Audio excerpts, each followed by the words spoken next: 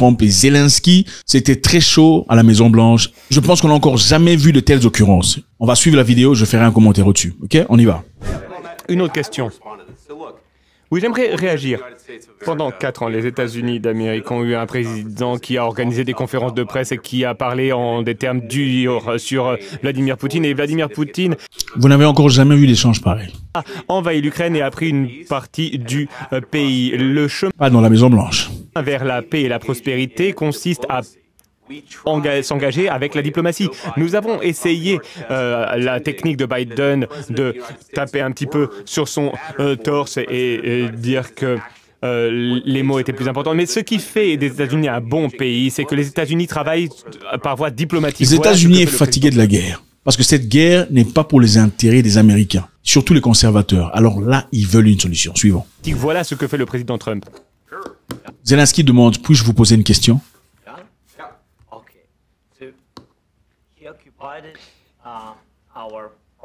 Il occupe de grands territoires sur l'Ukraine, dans l'est de l'Ukraine et la Crimée. Vladimir Poutine a envahi la Crimée en 2014. Pendant de nombreuses années, donc je ne parle pas que de Biden, mais il y avait Obama. Je connais la partie que vous attendez, ne vous en faites pas, ça arrive. Le président Obama, puis le président Trump, puis le président Biden, à nouveau le président Trump.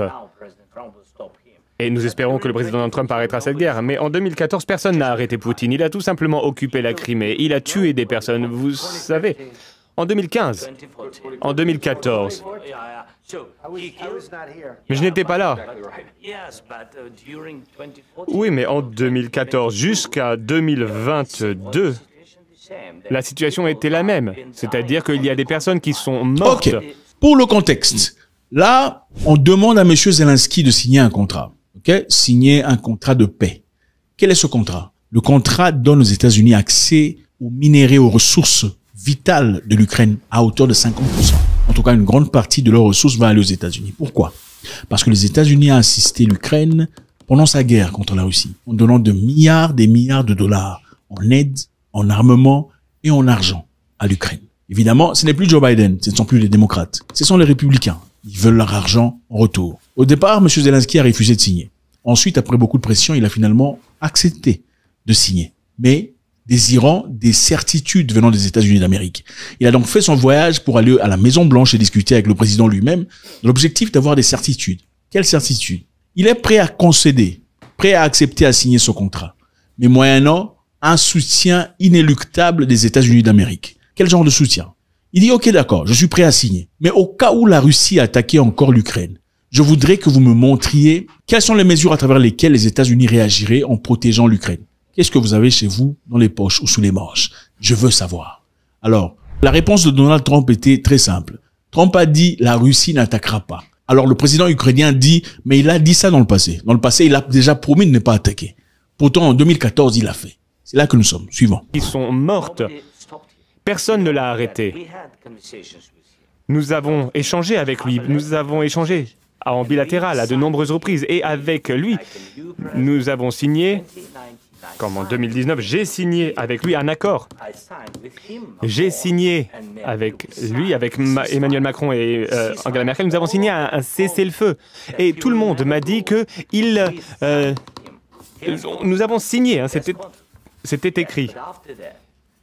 Mais après ça, il a brisé le cessez-le-feu. Il a tué nos concitoyens.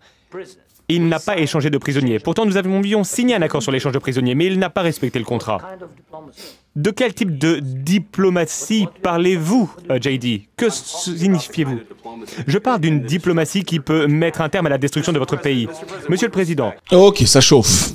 Avec tout le respect que je vous dois, je pense que ce n'est pas respectueux de... C'est irrespectueux de votre part, M. Zelensky, de venir ici et de nous donner de leçons de vie. Venir à la Maison-Blanche et de dire ça aux médias.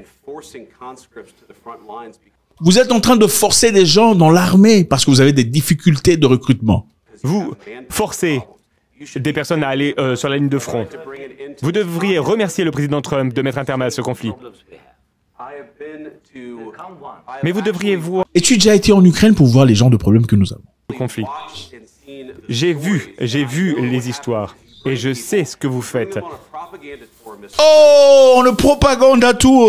C'est-à-dire, vous emmenez des gens dans un tour de propagande. Ce n'est pas la réalité que vous reflétez. Vous emmenez des gens en Ukraine pour qu'ils aient pitié de vous. Vous leur racontez une version de l'histoire qui n'est pas tout à fait correcte. Voilà ce que M. Vance lui dit. Suivant. Vous faites une tournée de propagande. Vous avez des difficultés à recruter des personnes pour l'armée, non? Et aujourd'hui, vous venez à la Maison-Blanche et vous vous attaquez à l'administration. Il est littéralement en train de traiter Zelensky d'impoli. Qui essaie de éviter la destruction de votre pays. Je vous rappelle ici qu'à l'arrivée de M. Zelensky, Donald Trump lui a dit, messieurs, félicitations, vous êtes très bien habillés aujourd'hui. C'est impressionnant. Beaucoup de questions. Commençons par la première. Tout d'abord, pendant la guerre, tout le monde a des problèmes. Même vous. Et vous avez un océan entre la guerre et vous, mais vous allez ressentir l'impact. Il n'a pas dit ça.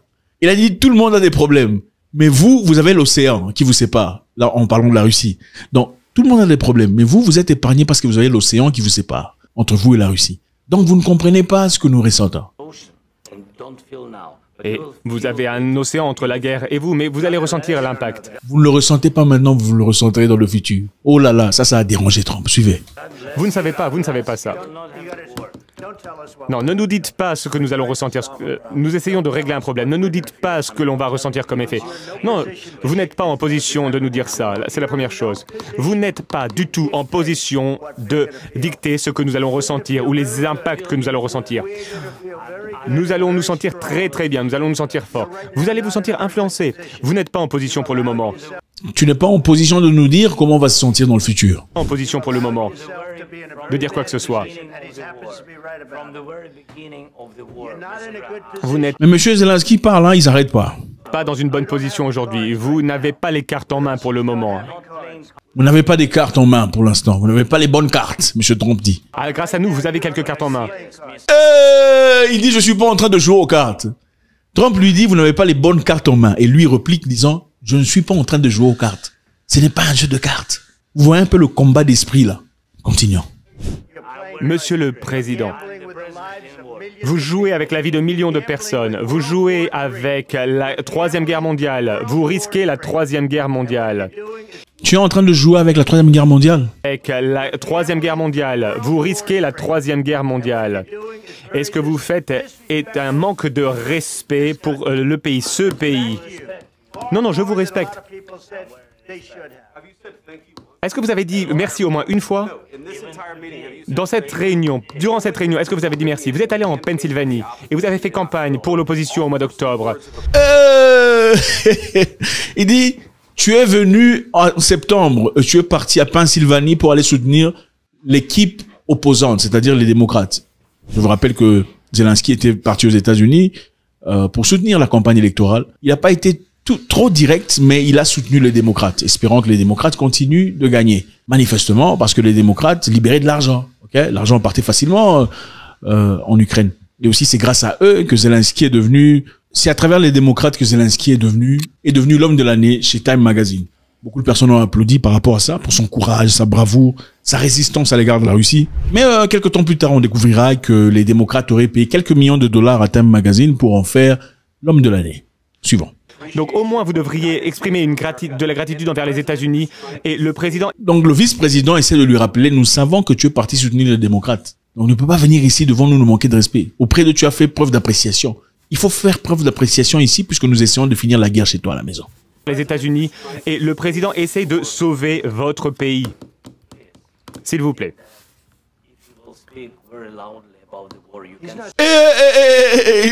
S'il te plaît, vous pensez que c'est en parlant à voix forte, à haute voix, que vous allez finir la guerre chez moi?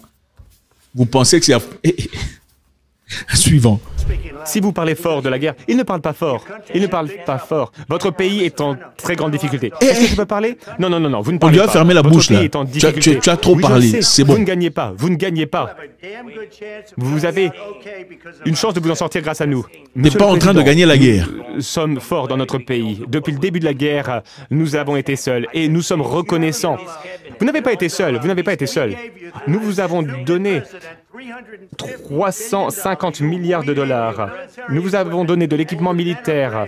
Trump lui rappelle que tu n'as pas été seul, parce que Zelensky a dit nous sommes seuls. Zelensky dit nous avons été seuls dans notre guerre depuis le début. Trump dit non, tu n'as pas été seul. Regarde tout ce qu'on t'a donné. Vos équipes sont courageuses, mais si vous n'aviez pas notre équipement militaire, si vous n'aviez pas notre matériel militaire, cette guerre se serait terminée en 2 semaines. En quelques jours, oui, je l'ai entendu de la part de Poutine, en 3 jours, peut-être moins. Tes hommes sont braves, mais si tu n'avais pas notre équipement et soutien militaire, ouais, voilà. Sinon, cette guerre serait déjà finie en combien de temps? En 2 semaines, eh bien oui. En 2 semaines. Et lui dit quoi? En quelques jours, oui, je l'ai entendu de la part de Poutine, en 3 jours. Quel manquement. En 3 jours, écoute, en 3 jours, on a entendu. Trump dit, si c'était pas pour nous, la guerre serait finie en 2 semaines. Lui dit, ah, en 3 jours, en 3 jours. On a entendu dire ça de Poutine. Donc, ça a énervé Trump. Peut-être moins. En 2 semaines, eh bien oui. Ça va être vraiment très difficile de faire des affaires comme ça. Vous devriez au moins dire merci. J'ai dit merci à de nombreuses reprises au peuple américain. Mais il y a un désaccord. Et il va falloir régler ces désaccords, ces différends, avant de parler et de dire des mensonges aux médias américains. Mais je pense qu'il est bon pour les Américains de voir ce qui se passe. Je pense que c'est très important. C'est pourquoi cet entretien dure aussi longtemps. Vous devez être reconnaissant. Vous n'avez pas les cartes en main. Vos concitoyens meurent, vous manquez de soldats, vous avez de moins en moins de soldats. Ce serait... Et ensuite vous nous dites, oh, je ne veux pas de cessez-le-feu, je ne veux pas de cessez-le-feu. Je veux continuer, je veux faire ci, je veux faire ça. Si vous pouviez avoir un cessez-le-feu aujourd'hui, eh bien il faudrait le prendre afin qu'il y ait plus de morts. Oui, évidemment que nous voulons un terme à la guerre. Mais vous dites que vous ne voulez pas de cessez-le-feu. Moi, je veux un cessez-le-feu. Parce que vous aurez un cessez-le-feu plus vite qu'un accord. Mais demandez l'avis de notre population sur un cessez-le-feu. C'est Biden qui n'est pas très intelligent. C'était avec Obama, mais c'était votre président. C'était avec Obama qui vous a donné les... Il a poussé ou quoi? Attendez. Est-ce qu'il a pointé encore là? Obama, mais c'était votre président. C'était avec Obama qui vous a donné... Il a pointé. Moi, je vous ai donné les javelines pour vous attaquer à ces tanks. Obama vous a donné pratiquement rien. Obama t'a donné des couvertures. Moi, je t'ai donné des javelins pour... faire la guerre. Je vous ai donné les javelines pour vous attaquer à ces tanks. Obama vous a donné pratiquement rien. Moi, j'ai donné des missiles. Et vous devez être plus reconnaissant. Parce que je peux vous dire que vous n'avez pas les cartes en main. Avec nous, vous avez les cartes. Mais... Les amis, ce qui est évident ici, c'est chaud. Il fait tellement chaud que je dois me... Enfin, c'est chaud. Monsieur Zelensky veut des garanties. Des garanties des États-Unis disant qu'au cas où la Russie attaquait encore une fois, avant de signer évidemment le document qu'ils veulent qu'ils signent, au cas où la Russie attaquait, comment est-ce que l'Amérique réagirait avec ses compagnons? Au cas où Poutine attaquait encore une fois, après avoir signé ce document, qu'est-ce qui va se passer? Voilà ce que Zelensky veut. Mais si vous suivez l'interview dès le départ, vous n'en voyez peut-être pas. C'est très rare de le voir sur Internet. L'interview dès le départ, vous entendrez M. Donald Trump en train de dire « la Russie n'attaquera pas ». Donc Donald Trump n'a pas nécessairement répondu à la question de M. Zelensky, pour être honnête. Il a dit « la Russie n'attaquera pas », mais n'a pas dit comment les États-Unis réagiraient. M. Zelensky veut que Donald Trump dise ouvertement. C'est diplomatique, c'est politique. M. Trump ne veut pas non plus dire des choses qu'il ne saura peut-être pas faire dans le futur. M. Trump ne veut pas non plus dire des choses pour énerver Vladimir Poutine, même si peut-être qu'il a des choses sous la manche. On ne sait pas. Ce qui est important à retenir ici, c'est quoi? Trump a dit à Zelensky, c'est grâce à nous que vous faites la guerre jusqu'à présent. Sinon, vous seriez déjà écrasé depuis très longtemps. Et M. Zelensky, clairement, lui a rappelé, bon, écoute, Poutine a aussi dit ça, ça ne nous change pas grand-chose. Faites-moi savoir ce que vous en pensez. Il y a une leçon très importante à retenir ici. Il faut mépriser le sandwich gratuit. Mépriser le cadeau gratuit. Mépriser l'argent gratuit. Il n'y a rien de gratuit sur Terre. Quand quelqu'un t'aide pour quelque chose, prétendument, ce n'est peut-être pas la raison pour laquelle on t'aide. Monsieur Zelensky, à un moment donné, je suis sûr qu'il ne s'attendait peut-être plus jamais, ou en tout cas pas aussi vite, entendre parler d'un quelconque remboursement pour la guerre. Parce qu'apparemment, on disait, bon, les États-Unis sont en train d'aider. On envoie de l'aide. On envoie le soutien. Personne ne s'attendait à attendre que le prochain gouvernement lui demanderait de payer à hauteur. We gave you, through this stupid president, $350 billion. C'est une grosse dinguerie, les amis. Donald Trump est en train de faire bouger le monde. C'est chaud. Gros échange tendu entre Donald Trump et Zelensky. Alors Donald Trump qui ne veut pas se laisser dicter par Zelensky, Donald Trump qui est vraiment décidé à ne plus dépenser de l'argent dans cette guerre, Donald Trump qui a décidé à mettre fin à cette guerre à sa façon, Donald Trump qui a décidé à tirer son épingle du jeu, à ne plus perdre de l'argent. Il a dit à Zelensky carrément qu'il n'était pas en position de dicter quoi que ce soit, qu'il n'était pas en position de dicter les émotions du président de la République, qu'il manquait de respect aux États-Unis. Échange très très tendu.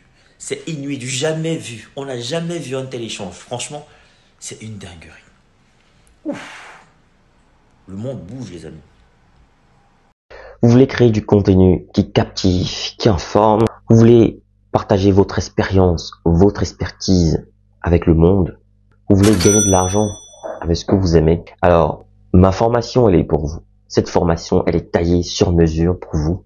Dans cette formation, vous allez apprendre à vous lancer dans la création de contenu, à choisir le bon format, le bon support. Dans ma formation, on apprend à trouver sa niche, on apprend à trouver sa valeur ajoutée, sa proposition unique, sa cible idéale. On apprend plein de choses dans cette formation. Dans ma formation, on apprend à trouver son rythme, on apprend à planifier son contenu, à optimiser son temps tout en restant motivé. C'est une formation accessible à tous, que vous soyez expérimenté, débutant, voilà, que vous vouliez créer du contenu audio, vidéo, écrit ou multimédia. Cette formation, elle est pour vous. Vous devez absolument l'apprendre. Alors cette formation est flexible, vous pouvez la suivre à votre rythme, selon vos disponibilités, vos besoins, vos envies. Elle ne coûte pas cher. 150 € pour tous les résidents en Occident et 75 000 francs pour tous ceux qui résident en Afrique. 75 000 francs CFA seulement. Alors qu'est-ce que tu attends? Souscris rapidement à cette formation parce que les places sont limitées à 50 places maximum et il y aura des formations chaque mois. Chaque formation dure 2 semaines minimum et 1 mois pour ceux qui ont du mal. Il y aura 2 semaines en plus de rémédiation pour essayer d'aider les autres. Alors, appelle ce numéro rapidement et surtout, écris à cet email pour souscrire à cette formation.